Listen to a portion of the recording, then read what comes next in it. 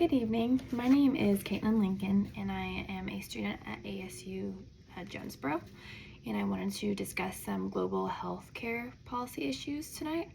The first one I would like to discuss is the universal healthcare.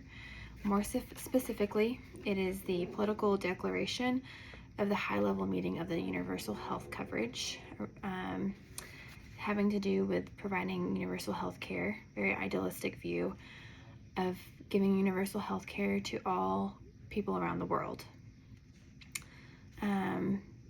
One of the main things to do this was to make sure that everyone has preventive care or primary care to help reduce many, diseases, non-communicable and communicable.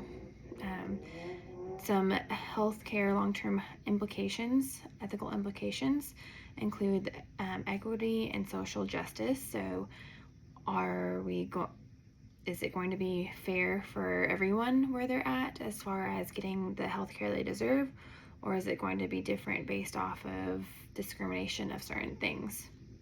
Another ethical implication could be autonomy, patient autonomy, because depending on what countries and where you're at, you could maybe not believe in something such as vaccinations due to culture or religion, and this is something that needs to be something to look at. Now, the World Health Organization, with their 2030 agenda, according to their their website, was looking at sustainable development and to reduce premature mortality by 1/3. Otherwise, it's the SDG target for 3.4. They plan to do this by making people aware. There's groups out there to help with the mission to make people in these countries more aware of what's going on and what universal health care is, and helping with funding as well. The second global healthcare issue policy that I wanted to discuss, while not necessarily seeming like it's for healthcare, is climate change, specifically the Paris Agreement that was completed in 2015. This Paris Agreement aimed to reduce greenhouse emissions,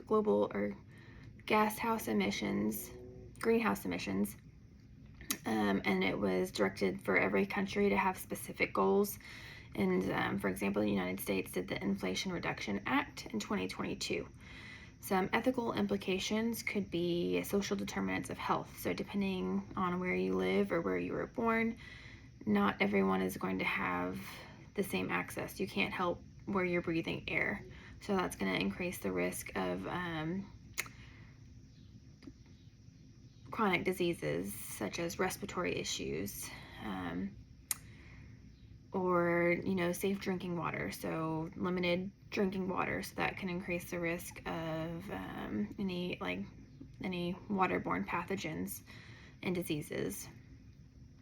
Or heat vulnerability, so limited access to cooling conditions.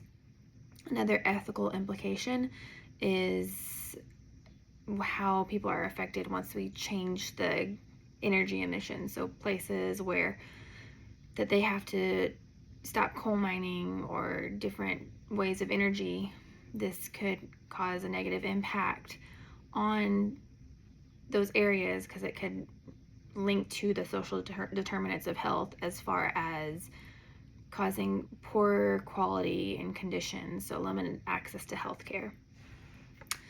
Which the Inflation Reduction Act does look at poverty-ridden areas to focus on cleaner energy efficiency. The WHO coordinates with agencies in the UN system on climate change agenda, and they continue to research and assess need for the global changes because it's constantly changing.